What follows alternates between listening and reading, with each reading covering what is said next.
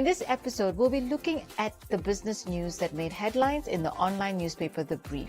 Yeah, so the main problem with diesel is that Russian refineries are with the conflict in Ukraine. After that, we'll be looking at the possibility of the introduction of toll gates. At the moment, we are just investigating the implementation of tolls. Okay. So we've got a feasibility study that says it is economically feasible to do so.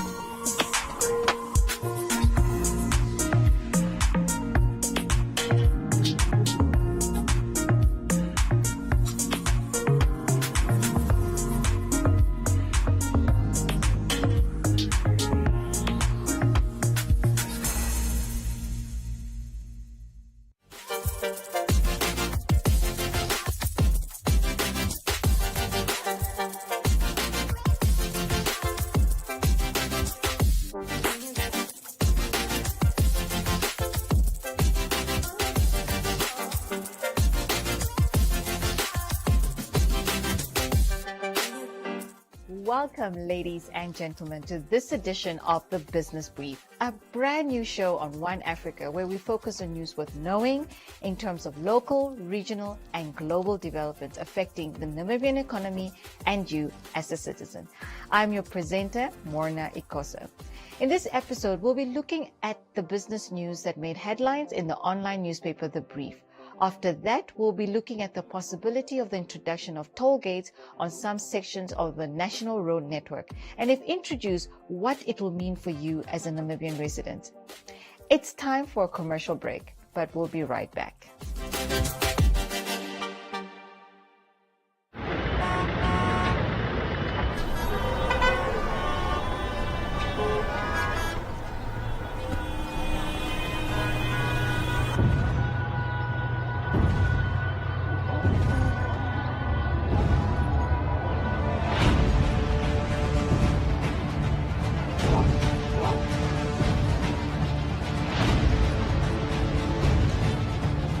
Set to take the African continent and the world by storm.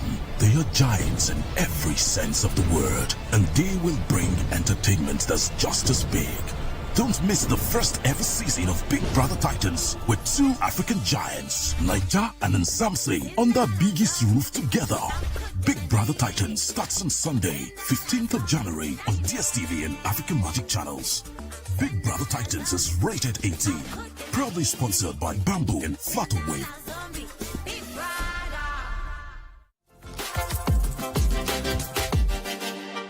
Welcome back. It's time to look at the business news making headlines in the online business newspaper, The Brief.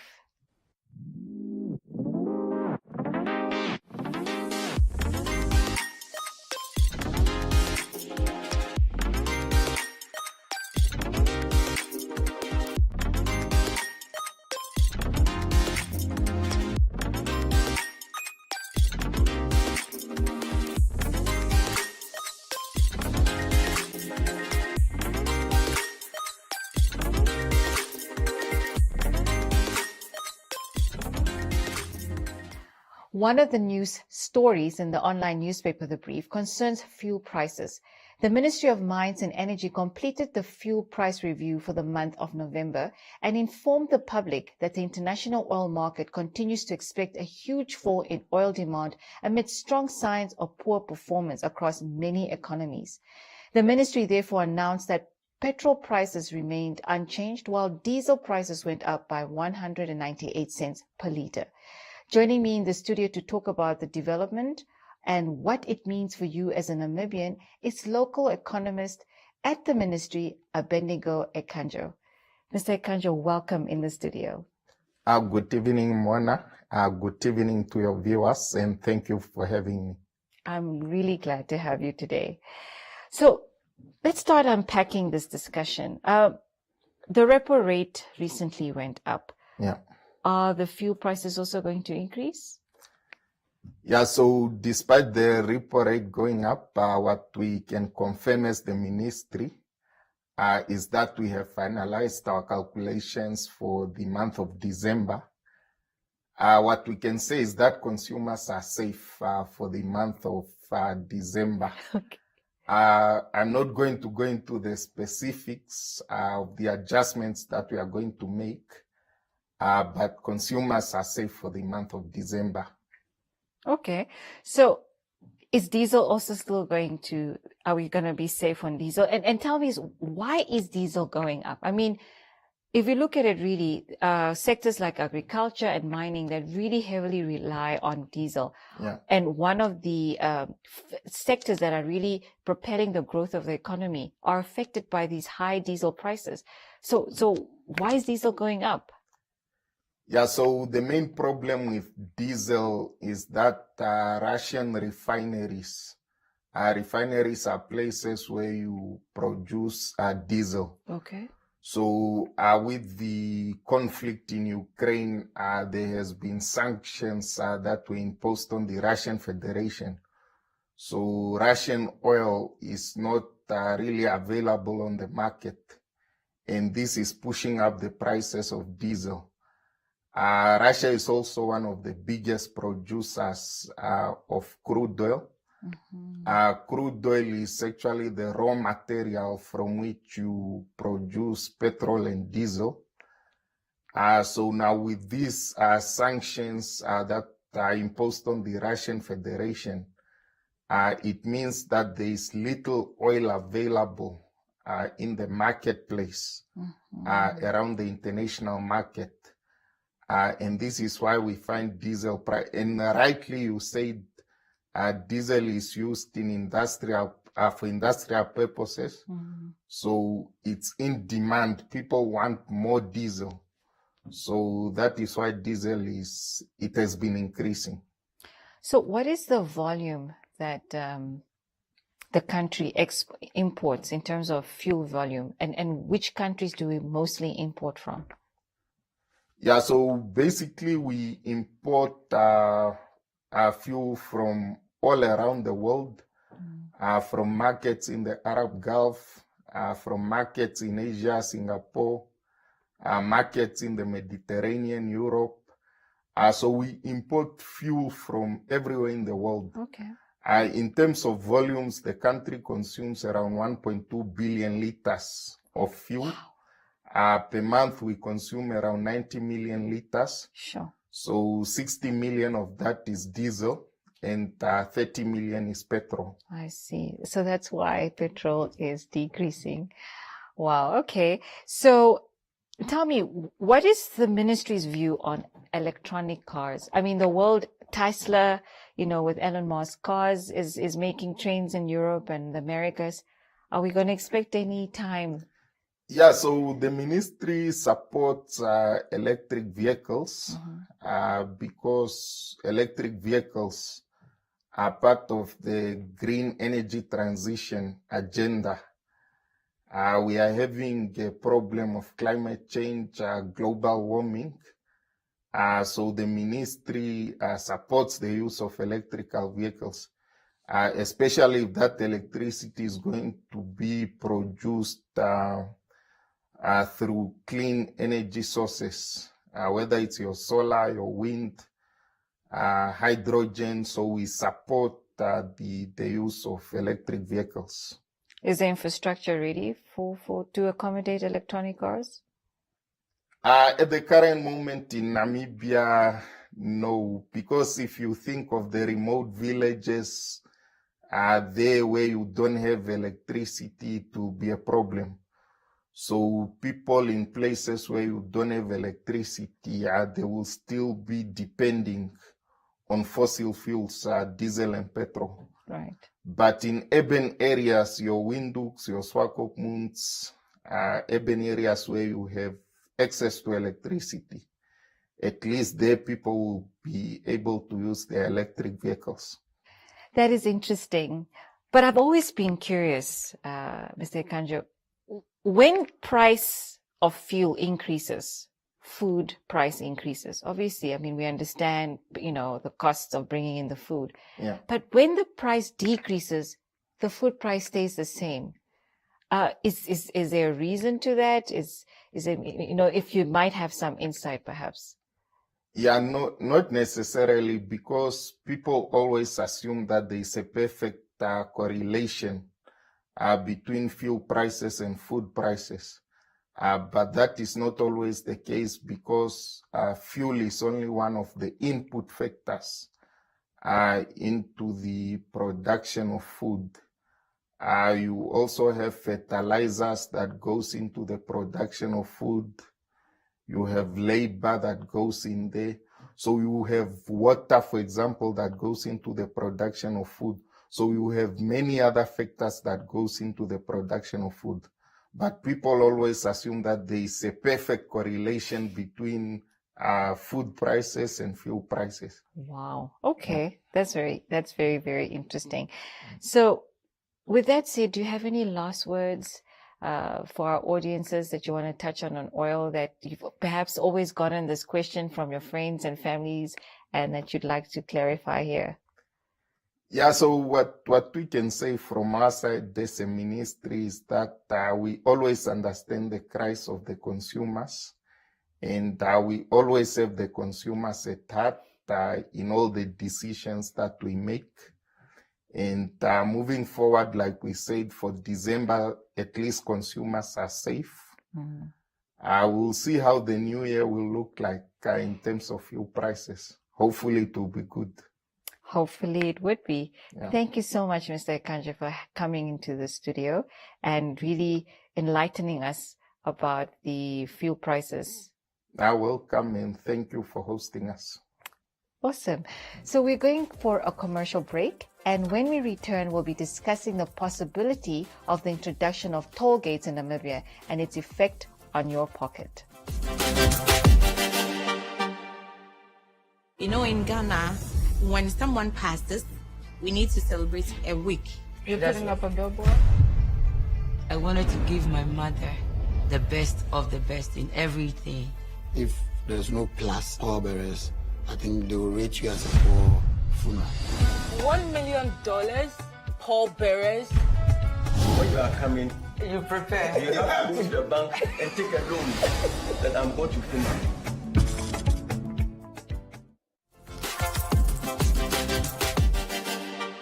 Do you own a motor vehicle? If you do, you and other motorists would soon be paying more to keep your vehicle on the road. This comes after the Roads Fund Administration, the RFA, finalized a study that concluded that there are enough vehicles in Namibia to set up toll gates on certain sections of Namibia's road network.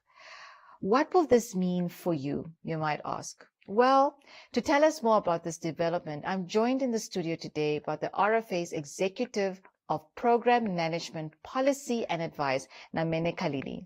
Welcome to the show, and welcome, Namene Khalili. Thank you. Yes, I'm really excited to have you in the studio today because the toll gates has really been an interesting discussion for the past few days. But before we get to the toll gates issue, help me understand, what does RFA stand for? What do you do, and how do you get your funds? Thanks for the question. We are a road fund administration, Okay. and as the name says, we fund road maintenance. And we collect our funds from various sources, the biggest one being fuel levies. So every time you fill up your car, on every liter, we're getting $1.48. Okay. And also when you renew your vehicle license at NATIS, that money also comes to us, where there's cross-border charges. So when foreign registered vehicles come into Namibia, they pay a certain amount to use our roads. That money comes to us, and then other fees such as your abnormal load fee. So every time you see these big trucks carrying mining equipment blocking the roads, don't get upset.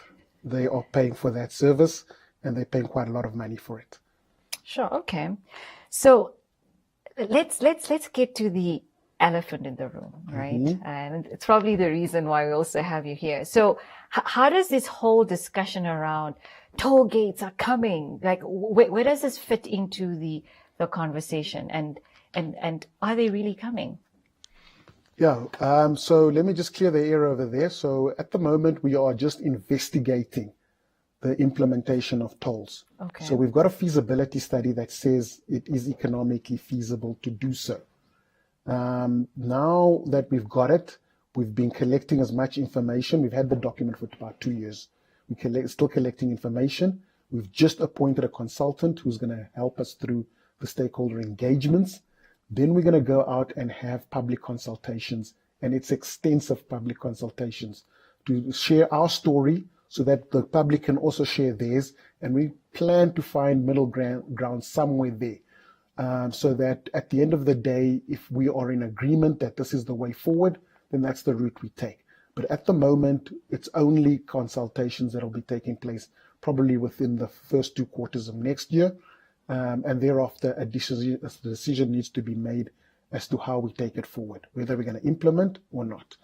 But if I understand well from just the newspaper articles, government has already approved. So, or is that not true? Because then consultation and then seeking approval, I thought government has already approved it. No, so what cabinet is a cabinet committee on treasury, economics and development. Okay. And they've given us a policy approval to go and engage stakeholders and nothing more.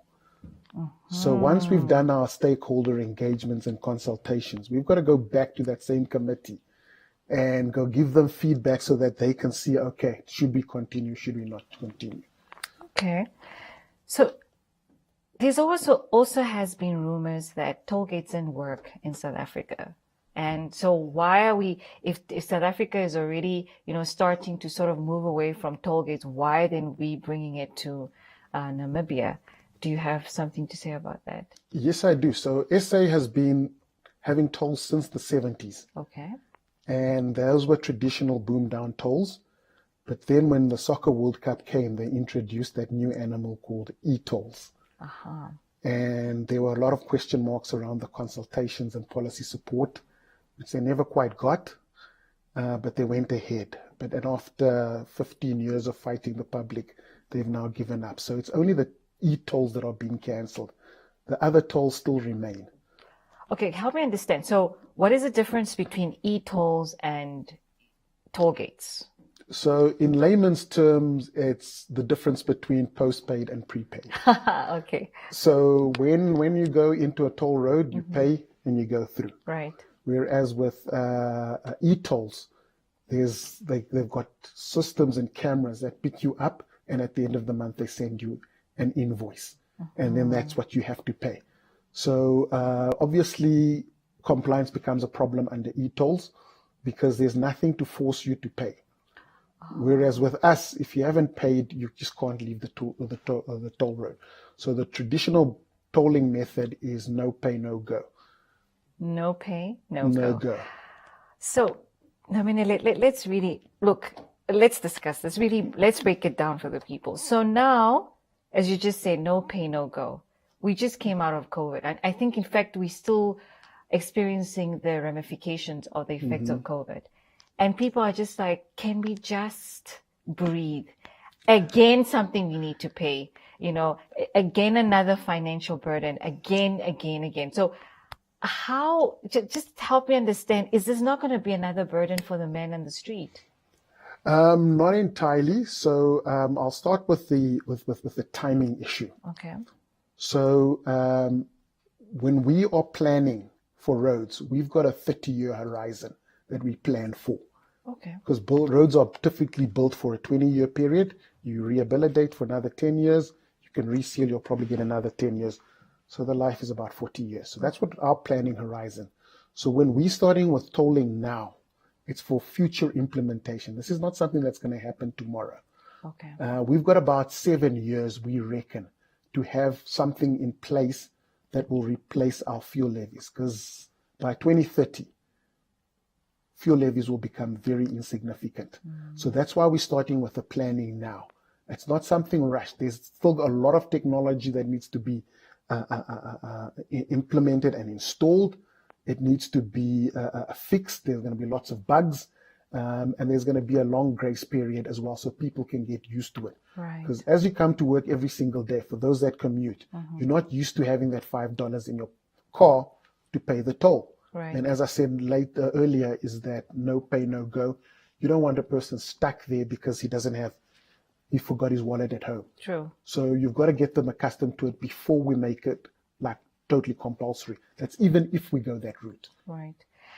So what I wanted to understand also is there any benefits of these toll gates to the public? Absolutely.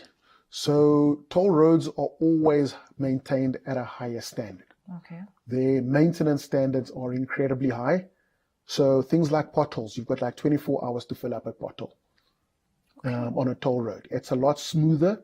You reseal a lot more often. The design is a lot better, higher engineering standards. And then you've also got safer roads. The emergency services are always readily available. So you're getting a much safer and a much better quality road. And it has massive benefits for your vehicle. So you're not going to be replacing tires as often as you do. The wear and tear on your vehicle is going to be a lot less. So when you put in, let's say, $1,000 into toll fees over a 1 year period, what you save as a road user is going to run up to a couple thousand, 3,000-4,000. That's going to save you in wear and tear on your vehicles. Wow, I like the sound of that. At least we get something back. We're going for a quick commercial break, but we'll be right back.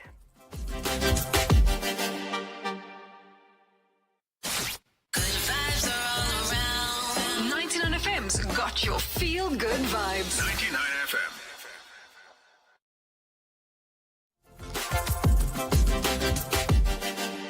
Welcome back. If you just joined us, I'm joined today by Namene Khalili from RFA, and we're really discussing the possibility of introducing toll roads in Namibia. So Namene, tell me, what tolling system will be used and how will it work? Thanks. It's a traditional boom down tolling system. Okay. Where as you enter a road that is tollable, you'll be registered on the system that you've entered the road. And then when you exit, you have to pay so that you can leave. So until you've paid, you don't proceed on to the next place. But there are going to be multiple payment options, tap and go, prepaid cards, electronic options where you go into the fast lane and there's no stopping. So we really looked at different ways to make it as convenient as possible for people to pass through these booths. Can you also do e-wallet? I'm not too sure about the e-wallet and the technology required, but it's something that we will look at. Oh, awesome. So if I'm driving from Windhoek to Swakop, how would that tolling system work? In fact, let me rephrase. Where are these toll gates? I'm sure everybody's curious. Where are these toll gates? Well, there are about 21 of them. There are exactly 21 of them. Okay. There's one south of Windhoek, and it's not Rehoboth, Windhoek. Okay. Then the rest are all north of Windhoek. There are two at the coast, Swakop Walfish Bay, Swakop Henties Bay, Karibobo Maruru is another one. And then most of them are along the B1 heading up north, from Windhoek all the way to Ochiwarongo. You've got another one starting over at Oshivelo all the way to Ndangwa, and then a number in the northern areas. Okay, so let's just take a quick example. So I'm driving from Windhoek to Swakop. What would be the cost implications of that? Just from here to Windhoek, because I mean, a lot of us travel, especially during December or the Easter holidays. We do drive to the coast. Absolutely. So between Windhoek and Swakop, I can tell you there are two tolls. Most people don't notice it, but it's actually from Windhoek to Elisenheim to Okahanja. Okay. So there you would enter the road, it will pick you up, and then when you exit in Okahanja, you'll pay for the two sections. So for a passenger vehicle, we're looking at about $7 for Windhoek Okahanja. Oh, I was expecting $100 or something. No, so it's under $10. It's a small amount, and we must keep in mind that this is a maintenance toll. Right. As a taxpayer, we've already paid for the construction of the road. All we want to collect is money to maintain that road. Right. And that's what the toll does. So it's not going to be exorbitant amounts. Obviously, for those that travel on a daily basis, it does become a bit costly. But we are building in regular use passes. Great. So that you're getting them at massively discounted rates. So you buy for 3 months, 6 months, or even 12 months at a discounted rate. So you're going to pay a lot less than the $7. So I had a discussion with my dad, and he's like, no. The people who are going to be paying for the tolls are the truck drivers.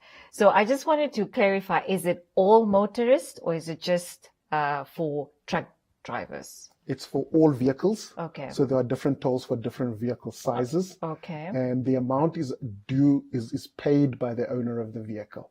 So he's the one who's supposed to be paying. So if you are 10 in a vehicle, Right. you're only paying for the one vehicle. So whether you are using public transport or private transport, the amount is the same. And how the taxi driver or the public transport operator claims it back from his customers is a different story. But you're only going to pay once, irrespective of how many people are in the vehicle. Okay, so are there regulations? So because I mean, obviously now, if you're saying that the onus is on the taxi driver to decide, how he would pass on that rate to the commuters, is there some form of regulations to say, look, you can ask up to this amount, especially if they're going to get the discounted regular passes? Mona, toll fees are highly regulated. Okay. So they first need to be approved, they need to be gazetted, and it's for each road and it's for each vehicle classification. If you want to increase, you've got to motivate for each single one of them. So increases are quite difficult for tolls, but they have to go through a public scrutiny and they need to be approved by the Minister of Finance. So they are technically a road user charge, where we currently have 6. Now we're going to add on another one, but within that toll road user charge, the variations are probably going to be about 1,000 different rates. So it's not something that's easily changeable. Great. So we've reached the end of our discussion. I wish we had more time because clearly there's quite a lot to talk about. But is there any quick last remarks that you'd want to add to this discussion before we close? Absolutely. So as a road fund, we try to give maximum value for money. So if you look at the amount of money that we collect and the condition of our road network and the size of our road network relative to our population, we find ourselves competing against countries like the US and Saudi Arabia in terms of quality and connectivity. Wow. But if you look at the price that we are paying, we're paying $1.48 on fuel levy, whereas those countries are closer to $4. Wow. So you're getting a lot of bang for your buck. And this is our promise to consumers, is that we will continue to give you a lot of bang for your buck, because at the end of the day, we want to lower your transport cost to the absolute minimum. It's going to require some maintenance of roads that will then save you on the maintenance of your vehicle. And that's our value proposition to Namibia, is that we want to be the best roads on the continent and at the best price by a country mile. Wow, you've heard it. RFA is here to save you money and to ensure that you've got excellent roads and you save on tire costs as well. Thank you, Namene, for really helping us unpack the possible introduction of toll gates in Namibia. It was a very insightful discussion. It was my pleasure. Great. So just before we conclude the show, let us have a look at the economic indicators.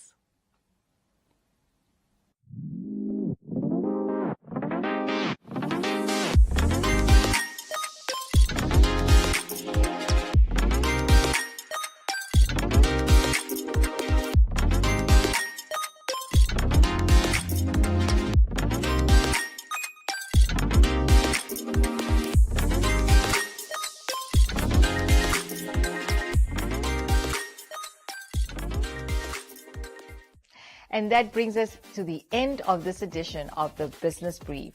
Thank you for watching. We trust that you found the content insightful and informative. Until we see each other again, from me, Morna Kosa, it's goodbye for now.